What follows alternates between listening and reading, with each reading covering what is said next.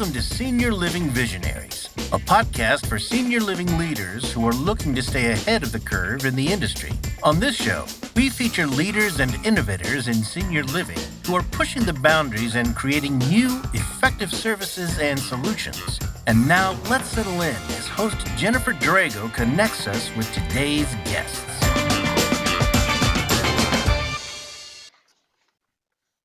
Hello and welcome to Senior Living Visionaries, where we showcase the leaders and innovators who are shaping the future of senior living. I'm your host, Jennifer Drago, strategy consultant and CEO of Peak to Profit.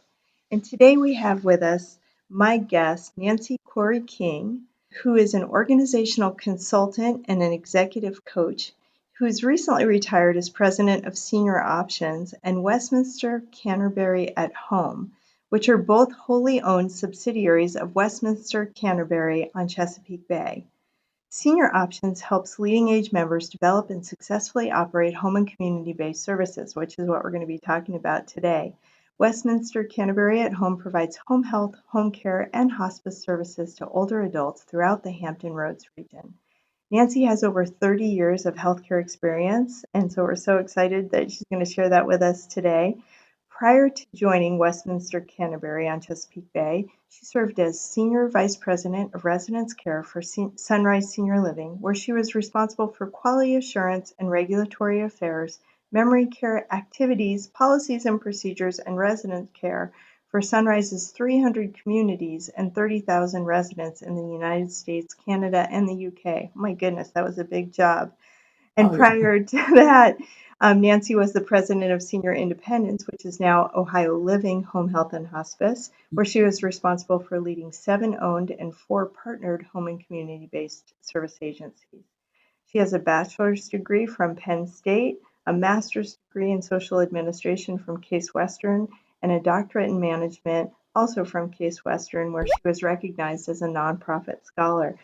She's a frequent speaker at Leading Age and has also been held leadership roles at Leading Age National, Leading Age Ohio, and Leading Age Virginia.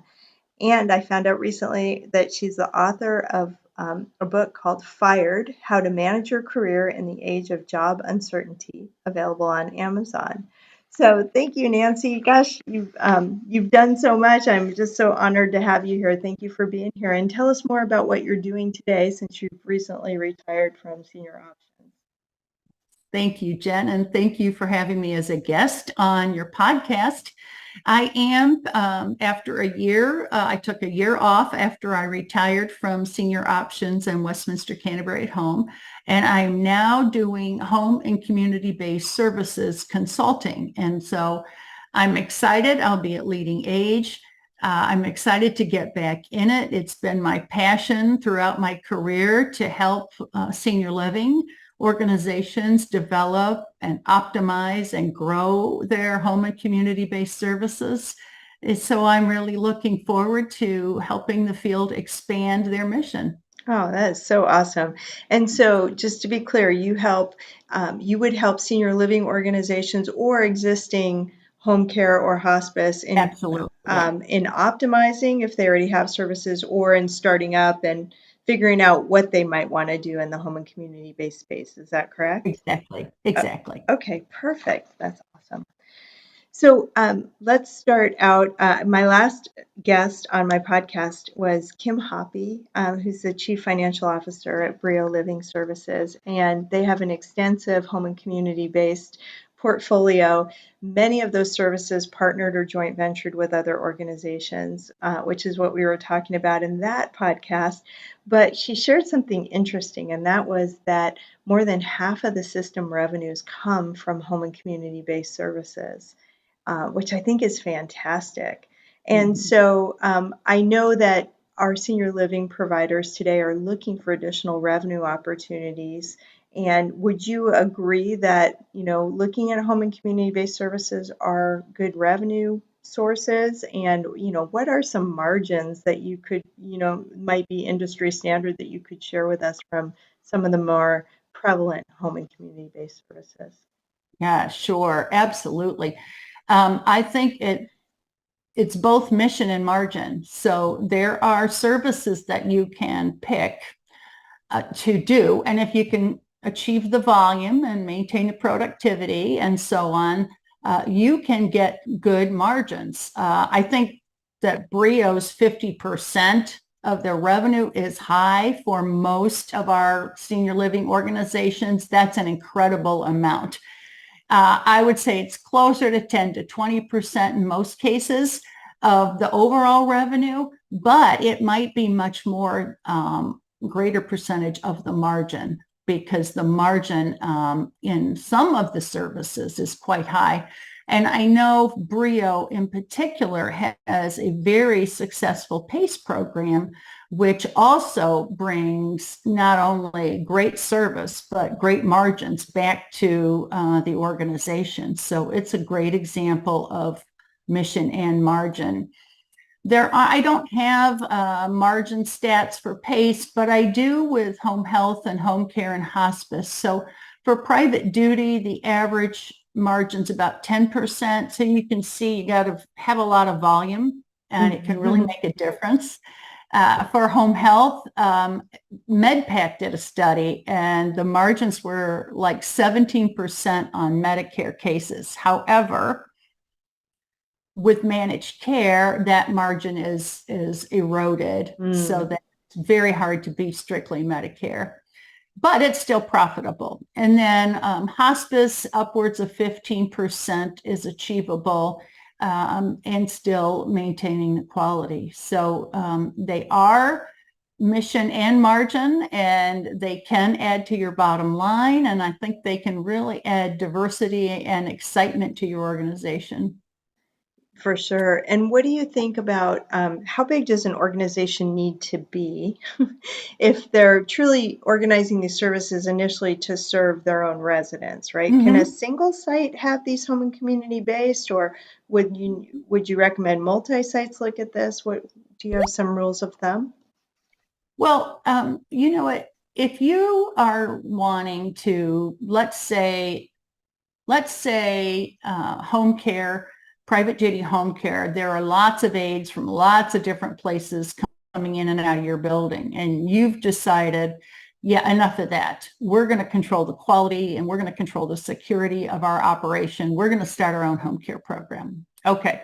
So that program may not have the volume if it's just serving the residents, or it may not have the discipline in terms of productivity, but it's fixing another problem. So in that case, it isn't going to be about the size of the organization. Now, the more internal clients you can get, I like to see that as the base of the operation. So you start inside, build your business, work out the kinks, serve the residents, make sure they're happy, and then take it out, because in most cases you need to have that greater community. And so there are some times when the greater community doesn't contribute enough of a population. And so you really have to think hard about doing a service if there isn't a market for it. And obviously market studies come into play there. Right. And that's part of what you would do as a consultant, is help the organization assess, do they have enough internal to provide that foundation? Do they need to go external? Is there market opportunity out there? Those are all parts of your consulting. I don't do the market study per se myself, but what I will do is say to them, you will need to be out in the community. You will need marketing staff dedicated to these services. It's going to have to be, it will be work. If you build it, they do not come. So you really have to get out there in the greater community and build the business, so to speak. Yeah. And what you're describing, I think, is important, because in some cases is really different than the marketing mentality we have in our brick and mortar. So you're advising them also on marketing needs, outreach needs, how they build that business outside their walls, right? Absolutely right. And it's just a very different way of thinking. And most people in our field have been there a long time, and thinking is entrenched, if not rote, in terms of how we do things. So it takes a different approach. Not that you can't do it, but it can't all be folded into one operation. It really takes a distinctive approach to grow the business, especially at the beginning when you need a dedicated a sales force. Right. So when we go to conferences these days, there's lots of discussion of home and community based, and it usually comes up just as we've already started to talk about it when we're talking about revenue enhancement. But what are some other reasons that senior living organizations should look at home and community based services? I think the most important one is, what do you want your organization to be known for? Do you want to transform it from a community that maybe serves 500, 700 people to an organization that really is central to the care of older adults in that greater market? So to me, that transformation is one important reason. Another important reason is there are so many back and forth benefits, so that, for example, when you add hospice to your continuum, your residents are going to love it. The volunteering opportunities that you provide, the mission, if you have a faith basis, the ability to incorporate that into your hospice. That's really important. If you have a rehab center and you have your own home health, you can work together to really prevent readmissions. I mean, that is something as a team you can do together. So I think there's lots of good reasons. I mentioned in home care, controlling the quality or the security of your organization is another good one. But Jennifer, I love to hear why people want to do what they want to do. And then I can help them match the right services to that why. Yeah. And this probably goes without saying, but let's bring it up right now, is that, an organization shouldn't go into a discussion about home and community based with an expert like you saying, we want to do hospice and just be singularly focused. Instead, strategically, they should be talking about, what do we want to do as an organization? How are we going to grow?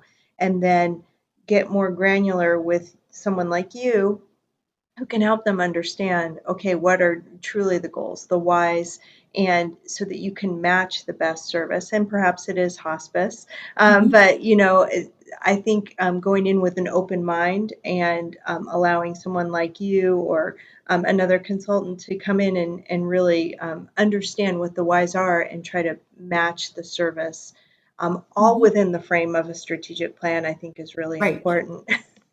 Great. If you have a strategic plan, there's an opportunity for home and community-based services to complement it. So if your strategic plan says we're going to reduce nursing home beds by half, okay, now you need a solution for those residents that you've insinuated or promised life care to. And so that may mean a robust home health and hospice program paired with your assisted living. It may be a significant private duty program. It may be a joint venture with another organization that has more horsepower, so to speak. So, it really does come down to what are you looking for? And of course, we're assuming everyone wants to be profitable or be financially viable. We're going to take that as a given. Right. So when you go to work with an organization, if you were selecting your perfect client, what prerequisites would be in place that would show you they're ready for this? Well, it'd be great if they've done a little research, they've gone to sessions and listened to experts. It would be wonderful if they've looked at their strategic plan and thought about, what do the residents need? What do people in our market need? But what I really love is when they have a drive to learn, that they've accepted that this isn't the same as opening a new building, as challenging as that is, and it is. this is a real neat new business line, and it's going to take a lot of thinking and preparation to make it successful. It's not as simple as hiring a great person and letting them run with it. There's many more intricacies. And yes, that's going to help it. And that's going to be a great help. But the CEO and the C-suite really have to pull together and understand that for this to succeed, we're going to need to support it. They're going to need computers. They're going to need things. And they can't just be at the bottom of the wish list after the retirement community's needs are fixed. So one of the questions is, do we integrate it or do we give them a separate service? So like I'll always advocate for a software that's standalone for that level of care, because a lot of the newer ones can't really integrate. Mm-hmm. But that said, maybe HR can do it. Maybe they can do the recruitment, but maybe there needs to be a separate recruiter for home care, for mm-hmm. example. Mm-hmm. So those kind of questions, and really depending on your capacity, your flexibility, and the interest of your team members, which is so exciting to find out that somebody has worked in this field before. All of those things kind of pair up and marry to kind of picking the services. Yeah, no, I love that. And I love that you brought up the integration, because mm-hmm. you're right. There are things that don't make sense to integrate, but then lots of things make sense when you're in a system, yeah. right, to potentially integrate. And yeah. I think the other thing that can influence maybe some of those discussions is the culture of the organization overall, right? If I've worked with organizations where each building and their staff are kind of in their own silos. They don't necessarily think of themselves as part of a system or part of a team. And, when it comes to home and community based, there's such an opportunity to truly serve these residents in different mm-hmm. ways as their needs change throughout their lives, that having a culture that supports that, I think, yes. Could be really positive. Right. And education to all the teams as to, what's a realistic. So for example, I worked with an organization that the home care was phenomenal, but the assisted living group would call at the last minute and say, we need someone right now, 24-hour care. So anybody in the business knows there aren't people sitting in your lobby waiting to be dispatched. It takes a mastermind to put together a 24-hour plan, let alone immediately. So just kind of getting those expectations cleared up. Not that you can do anything about emergencies. They happen when they happen. But, understanding that, yeah, this person's probably going to need some support. Right. Yeah. So you're so right. And the mastermind, we talked about it earlier, that the people that schedule these services, particularly home care services, are mm-hmm. worth their weight in gold because of always trying to put those puzzle pieces together. So if an organization that came to you and they didn't have home and community-based services at all, mm-hmm. and they were really mm-hmm. starting from scratch, and you had the opportunity to help them build a continuum of care that kind of feeds on one another, are there services that organizations can put in place that feed other aspects of their business or other aspects of home and community based? It's kind mm-hmm. of the hierarchy there. Yeah. So, one element of the hierarchy is the simplicity and the ease of implementation. So at the base level is home care or emergency alert systems or transportation, something pretty basic, not highly regulated. Mm-hmm. And then after that, I put like hospice. It's regulated. It takes about a year to get certified, but it's not like home health, which is the next level, which is highly regulated and very complicated in terms of what the clinicians have to document. And then I would put in a life care at home, although it's not as complicated to implement as it is to plan and get those actuarial tables and all that.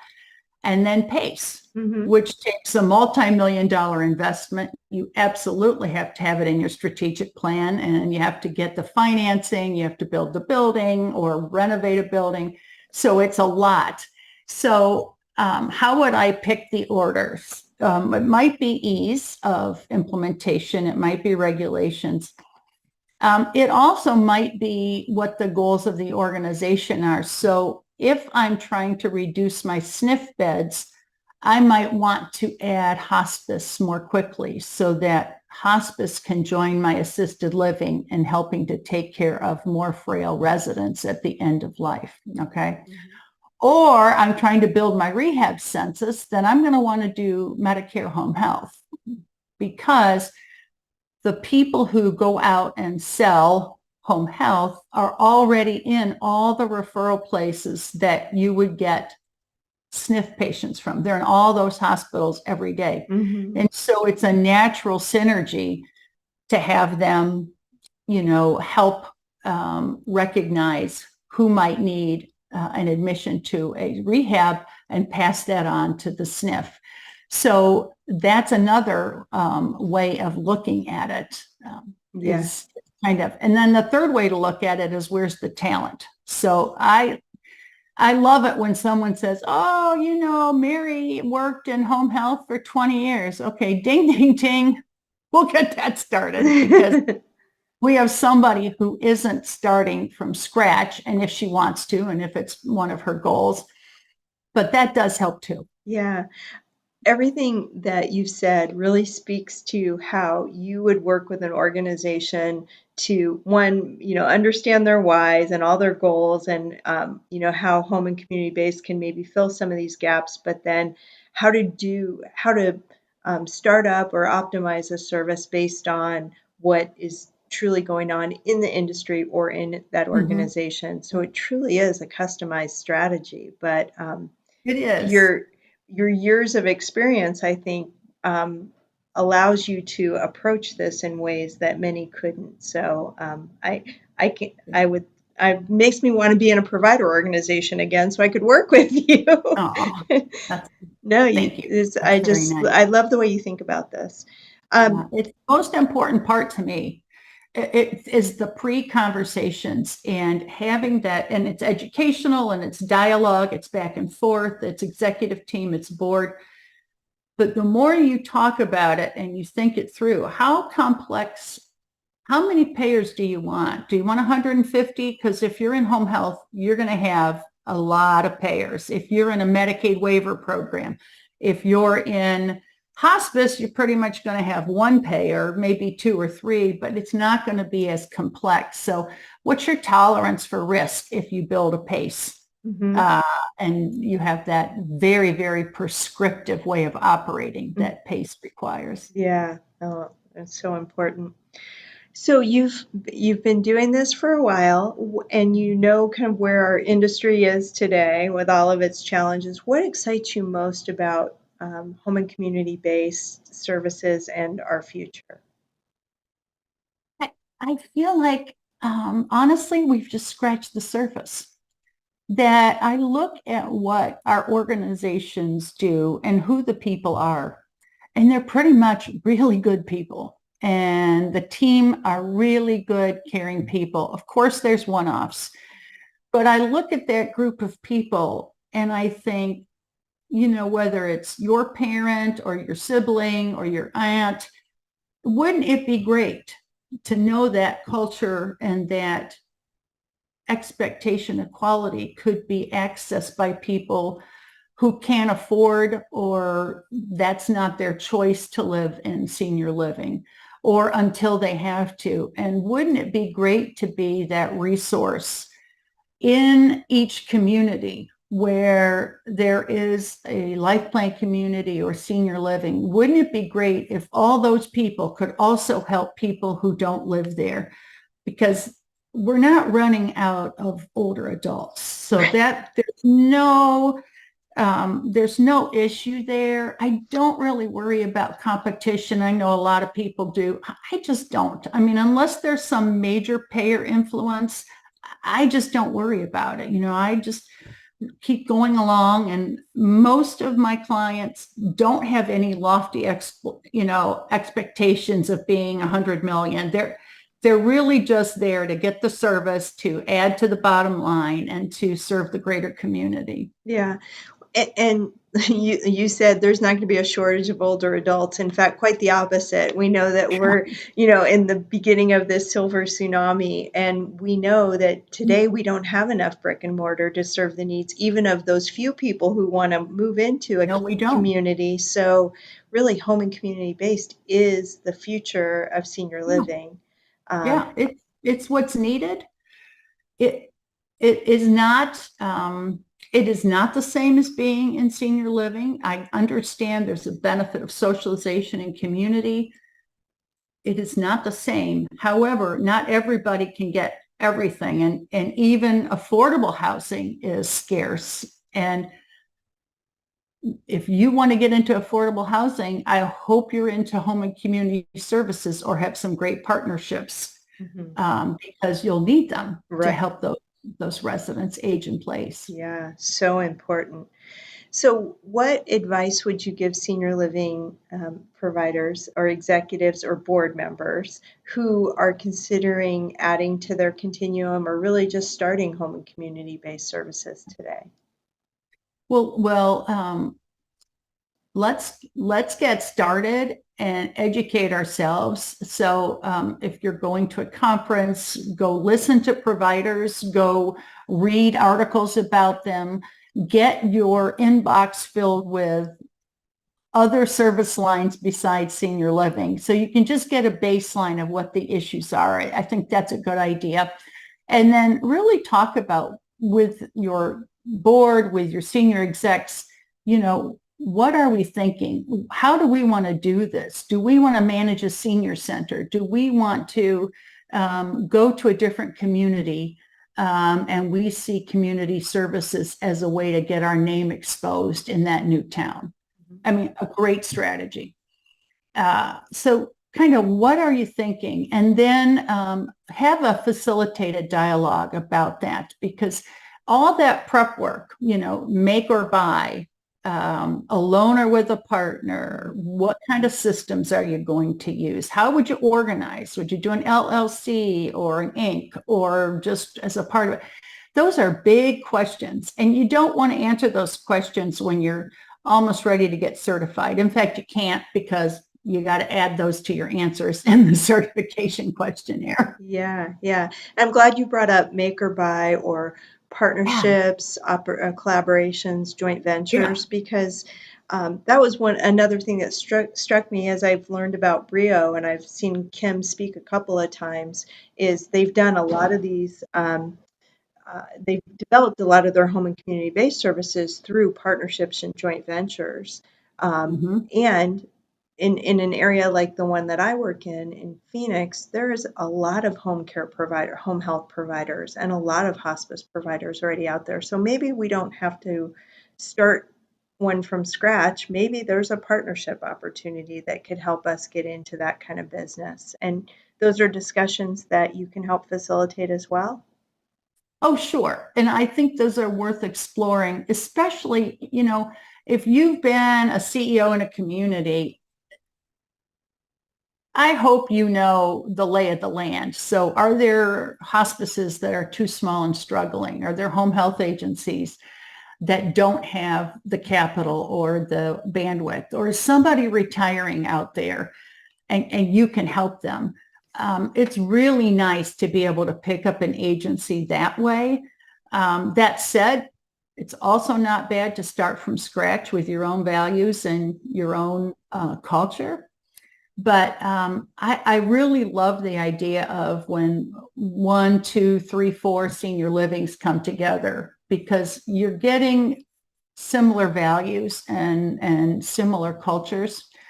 You're also getting a broad base of potential clients. And if you have that buy-in and if the services are good, it's really going to help accelerate your startup. Yeah, for sure. Yeah, you get that scale, right, too. And you're right, like-minded folks. We don't always think of our competition as collaborators or partners, but absolutely we could and should in this space.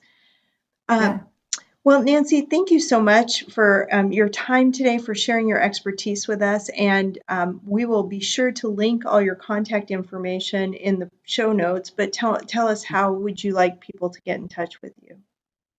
Well, I'm on LinkedIn, Nancy Koury King, and I am also have an email, nancykouryking@gmail.com, NancyKouryKing, all lowercase, @gmail.com.